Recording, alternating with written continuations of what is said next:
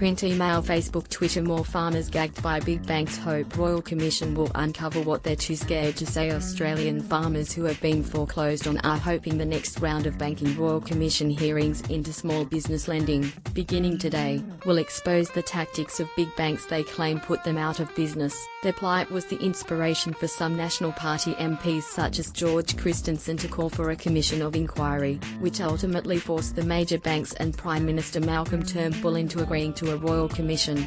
There was a great outcry from a number of farmers in North and Central Queensland, and it was their stories and victimisation that forced me and other people to take a stance on this, Mr. Christensen said. In the wake of the global financial crisis, major banks such as ANZ and the Commonwealth Bank snapped up struggling lenders Landmark and Bankwest respectively, taking on their customers in the process. But the bank's attempts to restructure many of the loans led to widespread foreclosures in parts of the country, and farmers and other small businesses have long accused banks of suddenly calling in loans despite repayments never being missed. Some farmers have told the ABC their foreclosed properties were sold off at fire sale prices, leaving many of them homeless and with huge debts.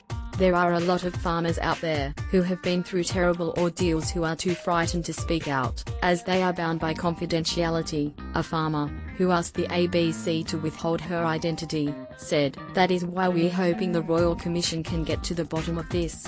Farmers treated unfairly by banks. Inquiry found some farmers and business owners allege banks such as ANZ and the Commonwealth Bank forced them to refinance against their will. A 2016 parliamentary inquiry into alleged impairment of customer loans found it could not prove misconduct had occurred, but did find some farmers had been treated unfairly at the hands of major banks. The committee is concerned at the way many of these matters were handled, and that the extant system of checks and balances appears incapable of providing protection or redress to small business customers. The committee reported, ANZ acknowledged that it had found some problems with the way it had operated and that there are some individual customer matters where ANZ should have managed issues differently, with more empathy, responded more quickly and been more transparent. The ABC asked ANZ how many of the 10,000 landmark loans it had called in since 2009, but a spokesperson declined to answer, saying the bank did not want to preempt questions that could come up in the Royal Commission. In a 2015 parliamentary inquiry, the Commonwealth Bank said it had called in receivers on 182 customers in the first 2 years after it acquired Bankwest, but it also declined the ABC's request for an updated figure. Reports of loan periods being reduced. Queensland farmers Gail and Joseph Court accused ANZ of reducing their 20-year mortgage term to 6 months, and increasing their interest rate from 7.9% to 8.9% in a month. The conduct of ANZ through this entire ordeal has been despicable, they wrote to a 2015 parliamentary inquiry. It has been described by various members of our team as unconscionable, immoral, unethical, unprofessional and in many areas illegal. They forced a loan agreement on us that we did not seek or sign for. They then proceeded to use every tactic they could imagine to drive a once thriving enterprise into near bankruptcy and homelessness. ANZ has previously denied truncating long-term loans, arguing customers in default who were given 6 months to sell an asset may have confused this for a loan period. Regardless, the bank has since settled privately with many of the farmers it is thought to have or tried to foreclose on. ANZ Chief Executive Shane Elliott recently told the Australian Financial Review, "We did have some failings with respect to the landmark portfolio that we acquired. We were not resourced sufficiently to first identify the real problems, and then to deal with them in a timely manner. We have said that, and we have remediated customers." That remediation included settlements with confidentiality clauses gagging those who felt hard done by, preventing them from speaking publicly without risking further legal action. There were real victims, human beings. Many farmers told the ABC they were only willing to make written submissions to the Royal Commission because of the legal protections it afforded them, but they still could not speak to the media. Sydney lawyer Stuart Levitt, who has represented up to 20 Landmark-ANZ customers in their disputes with the bank, told the ABC he hoped the Royal Commission would reveal the full extent of unscrupulous behaviour of farm lenders. "If you have done something that is really culpable and inexcusable and unconscionable, then a few pieces of silver can't cleanse you of the deed," Mr. Levitt said. "All these bankers should be held accountable for what they've done, because they were real victims, human beings. They knew what their actions were doing to many suffering people, and you can't disregard the consequence of your actions."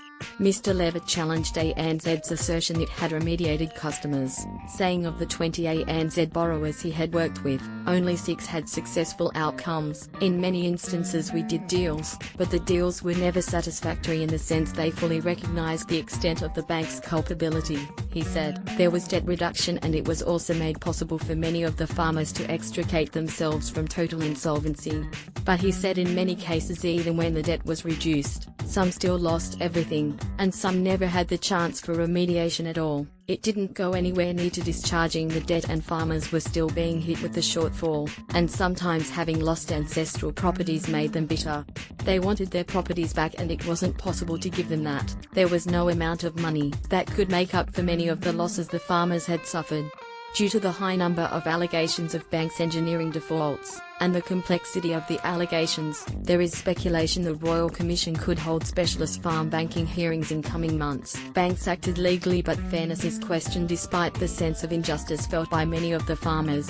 The banks had not acted illegally, Small Business and Family Enterprise Ombudsman Kate Carnell said while the contracts were legal, she questioned their fairness, and hoped the Royal Commissioner did the same. The loan agreements that the farmers and rural business owners signed in the past had clauses in them which fundamentally allowed the banks to change the terms and conditions of those contracts unilaterally whenever they wanted to, she said. They are known as non-financial default clauses, which allow the banks to use new risks such as natural disasters or changing market conditions as reasons to reassess the loans. It means customers can find themselves technically in default, even if they are making their repayments, and are then forced to refinance to more expensive loan conditions. They were immediately made subject to ANZ's loan conditions which were a lot harsher than they'd contracted for with Landmark, and subject to a whole new regime, Mr. Levitt said. As of November 2016, unfair contract term protections that traditionally applied to consumers were extended to small businesses on multi-year loans up to $1 million,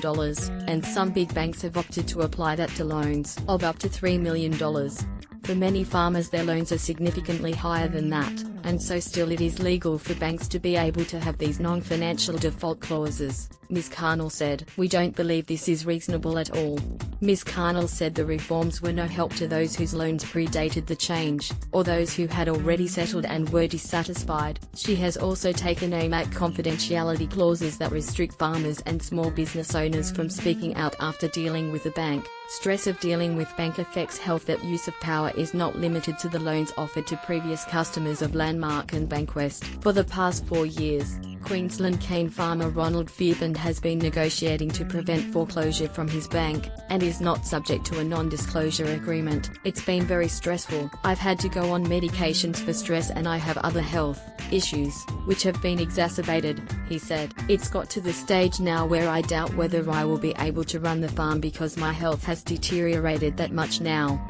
He, along with many other farmers the ABC has spoken to, has made a written submission to the Royal Commission, and hopes to have some answers by Friday. Mr. Christensen expects this week's hearings to unearth more information about banks' treatment of farmers. This stuff is obviously going to see the light of day in the Royal Commission, and I'm very hopefully that the Royal Commission will get to the bottom of all of this, he said.